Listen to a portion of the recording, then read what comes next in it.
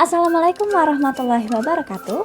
Halo semuanya, perkenalkan kami dari kelompok 5 yang beranggotakan Ahmad Syafi'i, Reni Permata, Destriani, Tasya Adelia Safitri, Kunanti Nandari, dan Meli Apriani.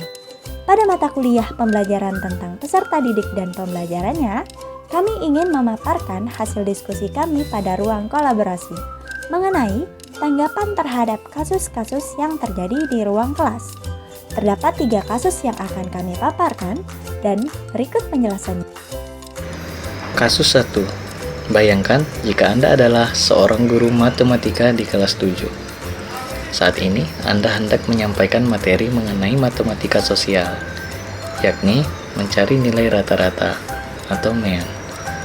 Untuk memudahkan peserta didik dalam memahami pembelajaran, Anda mencoba untuk membuat urutan atau langkah-langkah yang perlu diikuti oleh peserta didik agar dapat mencari nilai rata-rata pada sebuah soal. Anda meminta kepada peserta didik untuk mengerjakan soal yang Anda berikan. Hasilnya, peserta didik mampu mengerjakan dengan benar, sesuai dengan langkah yang telah Anda siapkan. Beberapa saat kemudian, Anda meminta kepada peserta didik untuk mengulangi soal yang sama, tanpa melihat urutan pengerjaan soal, dan peserta didik mampu mengerjakannya dengan benar. Menurut Anda, apa yang membuat peserta didik mampu mengerjakan soal dengan baik pada percobaan kedua, atau tanpa melihat urutan atau langkah pengerjaan soal? Nah, menurut kelompok saya, peserta didik mampu mengerjakan soal pada percobaan kedua karena langkah-langkah yang diajarkan saya sebagai seorang guru sudah sangat jelas, sehingga siswa mampu memahami dan mengerti tentang materi yang diajarkan. Selain itu, hal tersebut terjadi karena soal-soal tersebut sudah terbiasa peserta didik kerjakan. Saya akan melanjutkan presentasi dari teman saya sebelumnya. Sebagai seorang calon guru, dalam kegiatan belajar yang seperti apa metode di atas dapat diterapkan? Elaborasi jawaban Anda dengan menyertakan teori yang berkaitan. Metode yang dapat diterapkan dalam soal dan penugasan tersebut ialah metode pemberian soal dan penugasan. Menurut Jamara, metode penugasan adalah metode penyajian bahan di mana guru memberikan tugas tertentu agar peserta didik melakukan tugas belajar. Dan juga, metode yang diterapkan adalah metode pengayaan di mana metode ini mengajak siswa untuk mengevaluasi kembali pertanyaan yang telah mereka pahami.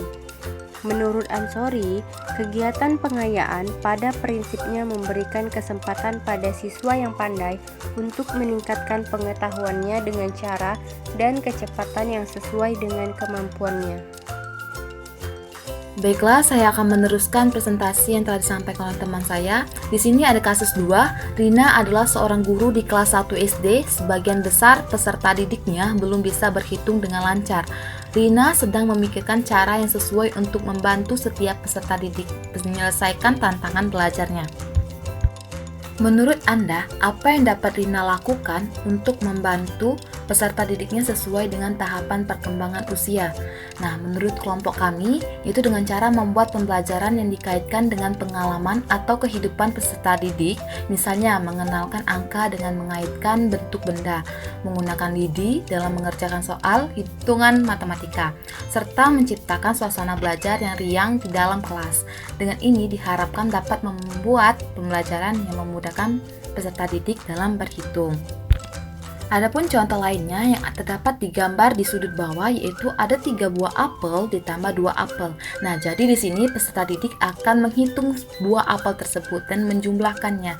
Jadi 3 buah apel ditambah 2 apel sama dengan 5 buah apel. Baik, lanjut. Mengapa Anda menyarankan hal tersebut?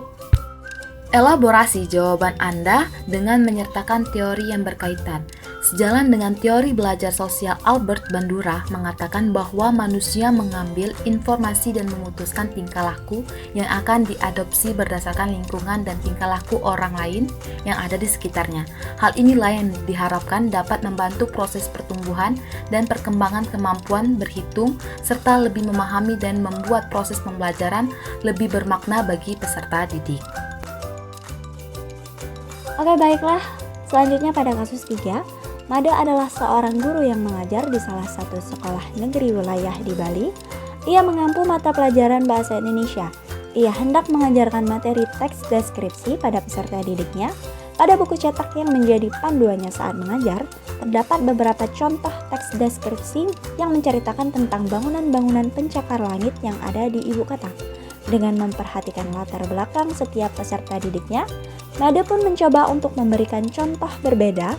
Ia memberikan contoh teks deskripsi tentang pantai dan makanan khas di Bali. Pertanyaan pertama adalah, menurut Anda, apakah pertimbangan dan keputusan Made sudah sesuai dan mengapa demikian? Dan setelah kelompok kami melakukan diskusi, hasilnya adalah pertimbangan Made sudah sangat sesuai karena Made dapat menyambungkan pembelajaran dengan kehidupan sehari-hari. Karena peserta didik dapat mengamati langsung atau membayangkan teks bacaan sesuai dengan pengalaman yang terjadi pada peserta didik. Mungkin saja tempat yang pernah mereka kunjungi, makanan yang pernah mereka makan, yang sesuai dengan lingkungan tempat mereka tinggal untuk memudahkan proses pembelajaran. Dan pertanyaan kedua, prinsip apa yang Made gunakan dalam kasus tersebut? Elaborasi jawaban Anda dengan menyertakan teori yang berkaitan. Dan hasilnya adalah prinsip yang Made gunakan dalam kasus ini yaitu landasan berpikir, yaitu landasan yang berpijak dengan harapan tujuan pembelajaran tercapai dan tumbuhnya proses pembelajaran yang dinamis dan terarah. Baiklah, demikianlah hasil diskusi dari kelompok kami. Jika ada kurang dan salah, mohon dimaklumi dan dimaafkan. Dan terima kasih atas yang telah menyimak hasil diskusi kami tadi. Dan saya akhiri, wassalamualaikum warahmatullahi wabarakatuh.